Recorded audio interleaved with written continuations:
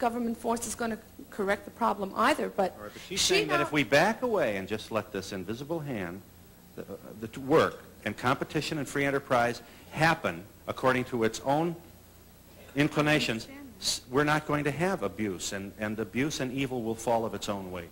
I don't believe that. I can't believe it because money is power. And the more money you have, the more power you have. Can we encourage you to make a contribution to that observation? I will not answer anyone who is impolite, but to show you...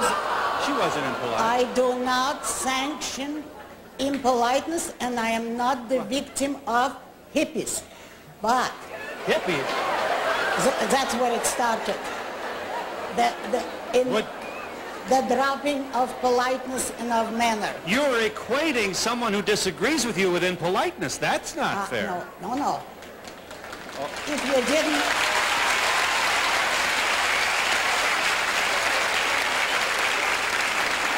you didn't interrupt me, I would have demonstrated what I mean. I will to show you that I'm not evading the question. If anyone else wants to ask the same question politely, I'll be delighted to answer. Well, there was nothing impolite. You are punishing this woman for the vigor and energy that she brought to the dialogue. And that's not fair to her. This is the kind of woman we spend a long time trying to attract to our television audience. And now you are... Fine. Okay, just for this... teach her some manners. I will now repeat what she said. Miss Rand. She said, I used to agree with you, but now that I'm more educated. What does that mean? Well, that means she now has a different view. There's nothing personal about that observation. Don't be so sensitive. I am going to be. I intend to be.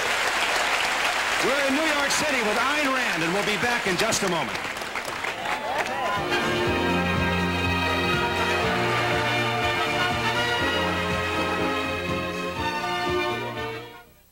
We're back with Ayn Rand. Yep. Do you see any reason at all for giving social aid to people, as a welfare or if someone is disabled? Do you see any reason for social aid, for welfare, for charity? Only private charity, not through government and not through force, not with tax money. But I want to answer the preceding question. Doesn't anybody want to ask it politely? Yes.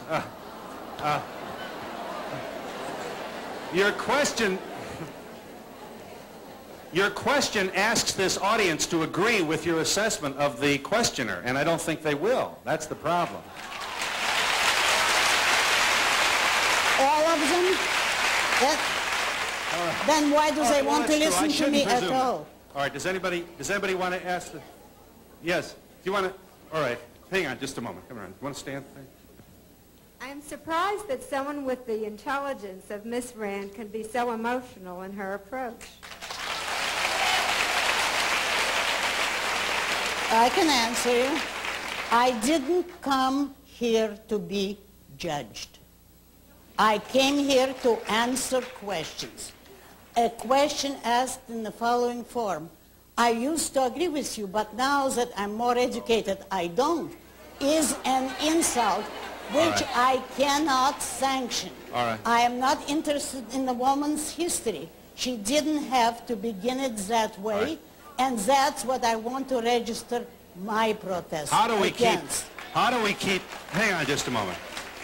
How do we keep ITT from developing too much power, or any multinational conglomerate in your world of objectivity? We don't give them government privileges. All monopolies, such as ITT, is sanctioned by government. It's the government that makes this field a monopoly and forbids the entrance of competitors.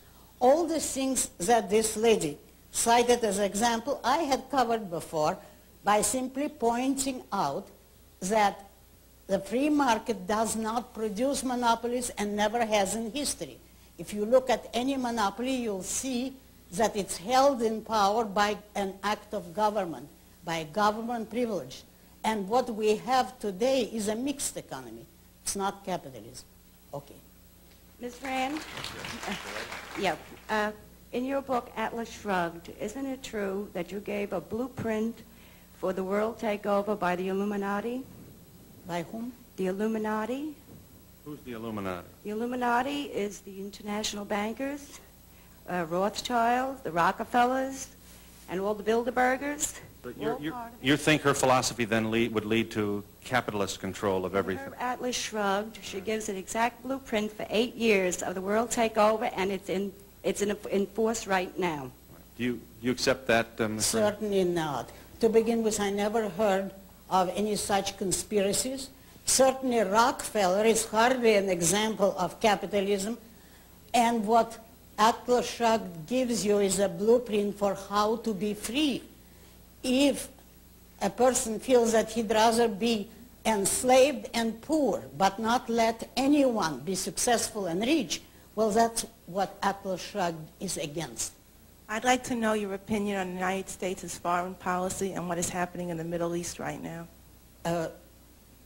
Right now, I'm not sure we know what's happening. I think that the United States foreign policy has been disgraceful for years, for decades. I would say roughly since the New Deal, and in part even before that. But if you mean whose side should one be on, Israel or the Arabs, I would certainly say Israel because it's the advanced, technological, civilized country amidst a group of almost totally primitive savages who have not changed for years and who are racist and who resent Israel because it's bringing industry and intelligence and modern technology into their stagnation. Miss Rand. Over here. Miss Rand, am I correct? Am I correct to assume that according to your philosophy that you are a perfect being? I never judge myself that way. I judge myself in the following way. Have I absorbed and practiced all of the principles of behavior which I preach? Then I would say yes, resoundingly. Over here, Miss Rand. Can you see me? Over here. Ms. Rand, at this time, are you planning or writing another book? I'm just planning one. Apropos your atheism, how do you account about the millions of people in the Christian religion who have validated the philosophies that God is alive? Who have validated them?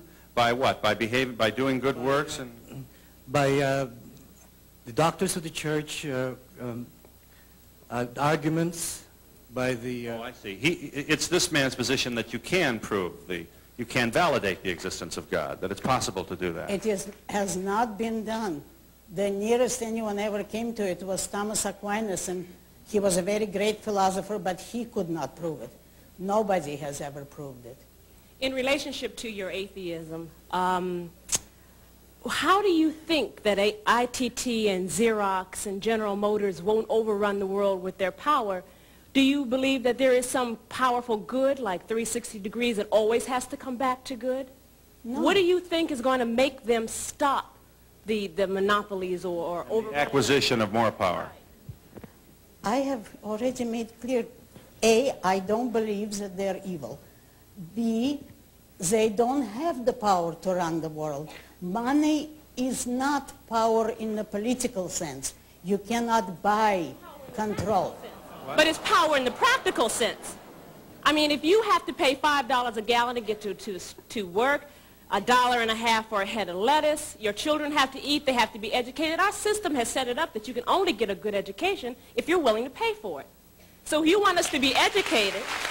Not necessarily. I would support the early Americans who educated their own children. And some of the most successful men of the 19th century never went to college. And today, those who didn't go to college are more intelligent and better informed and less easily fooled than the people who did go to college. I assume you're against compulsory education. Pardon? You're against compulsory education, I'm sure. Yes. No.